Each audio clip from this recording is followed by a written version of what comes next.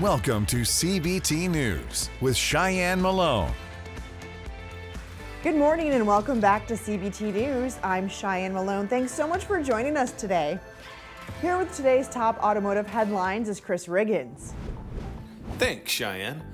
On today's show, we're joined by Lynn Belavia, founding partner of DealerLaw.com. But first, Cox Automotive analyzed its V-Auto available inventory data and found that new vehicle inventory levels increased at the beginning of December, reaching the highest level since early spring of 2021. The available supply has exceeded 2.5 million units in 71 days for the first time in 2 years. Electric vehicle inventory levels have also climbed throughout Q4, with the new EV supply at 114 days. Among the non-luxury brands, Toyota, Honda, Kia, and Subaru had the lowest supply, while Lexus, Land Rover, BMW, and Cadillac had the lowest luxury supply. Jaguar Land Rover has revealed photos and details of the upcoming electric Range Rover, which shares several design parallels with its gas-powered and plug-in hybrid counterparts. Although the Range Rover electric release is not expected until next year, interested buyers can now officially join the waiting list for pre-orders.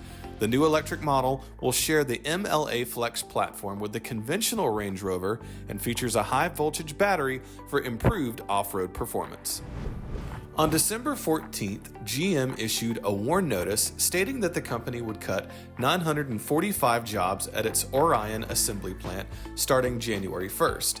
The automaker also plans to end the production of its Camaro muscle car at the Lansing Grand River Assembly, leading to 369 job losses. According to the WARN documents, layoffs at Grand River will take effect on January 2nd and continue through March. The cut follows GM's October announcement that it would postpone production of 2 all-electric pickups. On December 15th, the U.S. Office of Defect Investigation announced its plan to initiate a preliminary investigation into over 450,000 Nissan Rogue, Altima, and Infiniti QX50 vehicles. Loss of power, engine knocking, metal chunks, and shavings found in the oil pans of cars equipped with certain engines. The Japanese automaker has attempted to address these issues by revisiting multiple manufacturing processes. Don't go anywhere. Coming up next is Lynn Belavia, founding partner of the law firm of Belavia Blatt, to discuss the legal ramifications of the new partnership between Hyundai and Amazon. We'll be right back. Well, if you're not already subscribed to CBT News, now is the perfect time to do it. For over a decade, CBT has brought you exclusive and in-depth interviews with dealer principals, OEM executives, industry analysts, and top-level sales and management trainers. Join the thousands of automotive professionals that rely on CBT News for the insights that drive profits and maximize the bottom line. Subscribe today.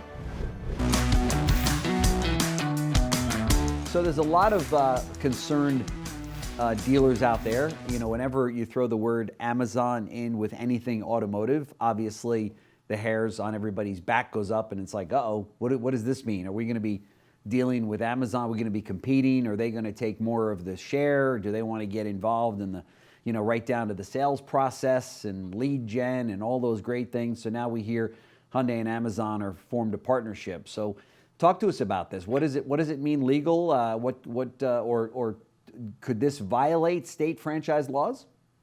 Sure. So I guess the big question is this really a Trojan horse? It sounds good.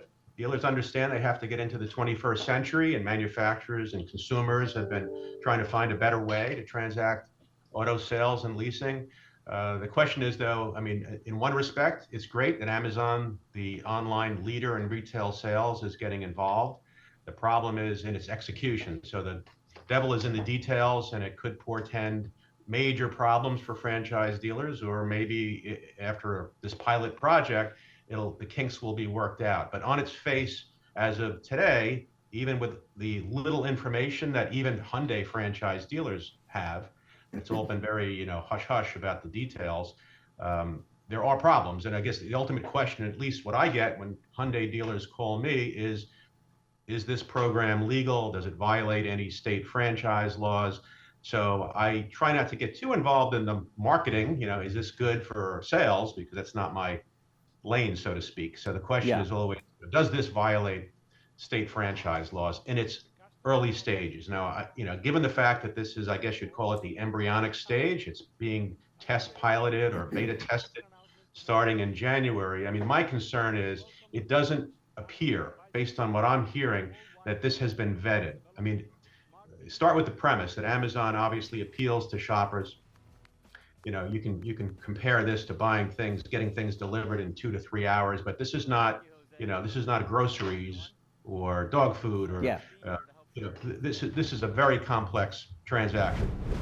And be sure to watch this full interview right here at cbtnews.com. Well, that's all for our show today, but we do invite you right back here tomorrow morning on cbtnews.com. And remember, you can stay up to date with the most recent news and trends influencing the retail automotive industry by following us on TikTok, LinkedIn, Facebook, and X, formerly known as Twitter. I'm Shyann Malone. Thanks so much for watching CBT News. We'll see you right back here next time.